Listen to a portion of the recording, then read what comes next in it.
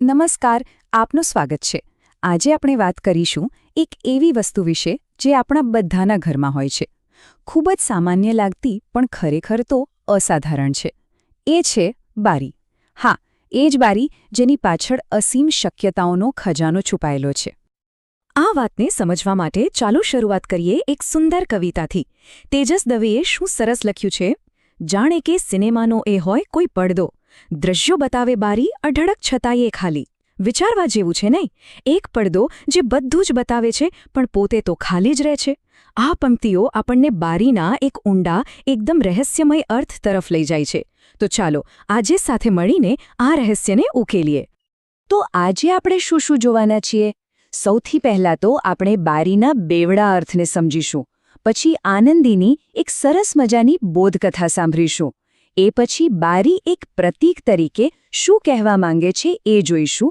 અને છેલ્લે સૌથી અગત્યનું, મનની બારી ક્યારે ખોલવી અને ક્યારે બંધ કરવી એના પર વાત કરીશું. તો ચાલો શરૂ કરીએ. આપણો પહેલો મુદ્દો છે બારીનો દ્વૈત અર્થ. એટલે કે એક ભૌતિક ચોકઠાથી લઈને એક લાક્ષણિક ખજાના સુધીની એની સફર. કેવી રીતે એક જ વસ્તુના બે અલગ અલગ અર્થ હોઈ શકે? ચાલો સમજીએ. જુઓ, વાત બહુ સિમ્પલ છે. એક તરફ છે એનો ભૌતિક અર્થ, એટલે કે બારી એટલે શું? બસ એક ચોરસ કે લંબચોરસ ફ્રેમ જેમાંથી અંદર બહાર જોઈ શકાય. બરાબર.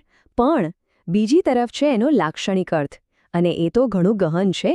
એ છે અસીમ શક્યતાઓ અને તકોનો ખજાનો.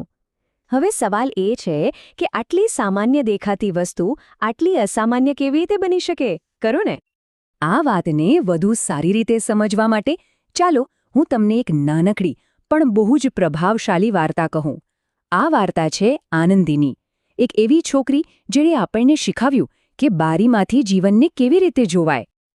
તો આનંદી એક નાની છોકરી હતી જેને પોલિયો હતો, એટલે એ ચાલી નહોતી શકતી. એની દુનિયા એના રૂમ પૂરતી જ સીમિત હતી, અને આ દુનિયાને બહારની દુનિયા સાથે જોડતી એકમાત્ર કડી હતી એના રૂમની બારી.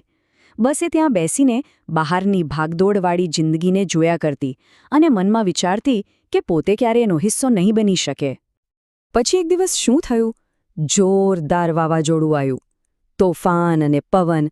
એટલે સ્વાભાવિક છે કે એની મમ્મીએ ચિંતામાં ને ચિંતામાં બારી બંધ કરી દીધી. પણ આનંદી માટે તો જાણે શ્વાસ રૂંધાઈ ગયો. એની દુનિયા સાથેની જે એકમાત્ર બારી હતી એ જ બંધ થઈ ગઈ. એનું કનેક્શન જ જાણે કપાઈ ગયું. પણ એની અંદરની જિજ્ઞાસા ક્યાં શાંત બેસે એવી હતી? એનાથી રહેવાયું ને. એણે ધીમે રહીને થોડીક જ બારી ખોલીને બહાર જોયું. અને એણે જે જોયું એ દૃશ્ય એના હૃદયમાં ઉતરી ગયું. વાવાઝોડાની વચ્ચે એક નાનકડું બિચારું બિલાડીનું બચ્ચું એકલું વરસાદમાં પલળી રહ્યું હતું અને ડરથી ધ્રુજી રહ્યું હતું. આનંદીએ એક ક્ષણનો પણ વિચાર ન કર્યો. એણે તરત જ મમ્મીને બૂમ પાડી. એ બિલાડીના બચ્ચાને બચાવવા માટે જીદ પર ઉતરી આવી. અને બસ એ જ ક્ષણ હતી જ્યારે આનંદીની આખી દુનિયા, એનો આખો દૃષ્ટિકોણ બદલાઈ ગયો.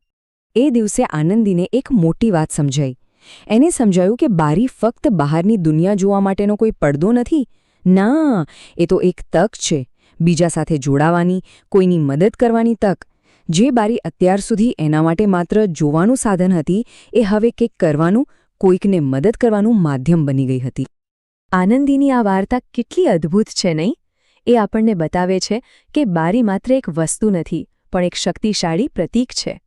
તો ચાલો હવે આપણે બારીના આ ગહન અર્થોને, એની શક્યતાઓને થોડું વધુ ઊંડાણથી સમજીએ. તો બારી એક પ્રતીક તરીકે શું દર્શાવે છે? પહેલું, એ છે નિરીક્ષણ, મતલબ કે દુનિયાને સમજવા માટેનું એક સાધન. બીજું, એ સીમાઓ નક્કી કરે છે, આપણી અંદરની દુનિયા અને બહારની દુનિયા વચ્ચેની એક રેખા. ત્રીજું, એ આશાનું કિરણ છે, બહાર જોઈને આપણને નવી શરૂઆત કરવાની પ્રેરણા મળે છે. અને ચોથું, જે આનંદીએ શીખવ્યું, એ છે તક, નવા અનુભવો માટેનું એક ખુલ્લું દ્વાર. જો આપણે આ બધાનો સાર કાઢીએ તો બારી શું કરે છે? એ સ્થિરને ગતિશીલ સાથે જોડે છે. અંદર જે જાણીતું છે એને બહારની અજાણી દુનિયા સાથે જોડે છે. સાચું કહું તો એ બે અલગ અલગ દુનિયા વચ્ચેનો એક પુલ છે, એક સેતુ છે. અને આ બધી વાત આપણને એક બહુ જ અંગત, બહુ જ મહત્વના મુદ્દા પણ લાવે છે. અને એ છે આપણા મનની બારી. હા, કારણ કે જેવી રીતે ઘરમાં બારી હોય છે એવી જ રીતે આપણા મનમાં પણ એક બારી હોય છે જે નવા વિચારો અને અનુભવોને અંદર આવવા દે છે. તો સવાલ એ છે કે આપણે આ મનની બારી ક્યારે ખોલવી જોઈએ? વેલ, જ્યારે આપણે બીજા લોકો સાથે જોડાવા માંગતા હોઈએ, જ્યારે આપણે ક્રિએટિવ બનવા માંગતા હોઈએ, નવા આઈડિયાઝ જોતા હોઈએ, જ્યારે જીવનમાં ખુશી અને સંતોષની જરૂર હોય, અને હા, જ્યારે પોતાની જાતને સમજવી હોય, પોતાની શોધ કરવી હોય, ત્યારે આ બારી ખુલ્લી રાખવી ખૂબ જરૂરી છે. પણ વાત અહીં પૂરી નથી થતી. જેટલું જરૂરી મનની બારી ખોલવાનું છે, એટલું જ કદાચ એનાથી પણ વધારે જરૂરી છે એ જાણવું કે એને બંધ ક્યારે કરવી. કારણ કે આ બારી આપણને નકારાત્મકતાથી બચાવવાનું કામ પણ કરે છે. તો ક્યારે બંધ કરવી આ બારી? જ્યારે આપણું મન નેગેટિવ વિચારોથી ઘેરાઈ જાય, જ્યારે સ્ટ્રેસ એટલો વધી જાય કે સહન ન થાય, જ્યારે ગુસ્સો કે ઉદાસી આપણા પર હાવી થઈ જાય, અને ખાસ કરીને ત્યારે જ્યારે બીજા લોકોની નકારાત્મકતા આપણને અસર કરવા લાગે. આવા સમયે પોતાની જાતને બચાવવા માટે આ બારીને બંધ કરી દેવી એ સમજદારી છે. તો આનો અર્થ શું થયો? અર્થ એ જ કે આ જે મનની બારી ખોલવાની અને બંધ કરવાની કળા છે, એ કોઈ એક દિવસમાં નથી આવડતી. એ તો એક સતત ચાલતી પ્રેક્ટિસ છે, એક સાધના છે, જેમાં ધીરજ અને સતત જાગૃત રહેવાની જરૂર પડે છે. તો આજે આપણે અહીં અટકીએ છીએ, પણ એક સવાલ સાથે. એક સવાલ જે દરેકે પોતાની જાતને પૂછવાનો છે. આજે આ ક્ષણે આપણા મનની બારી ખુલ્લી છે કે બંધ? થોડો વિચાર કરજો. જવાબ ક્યાંય બહાર નથી, આપણી અંદર જ છે.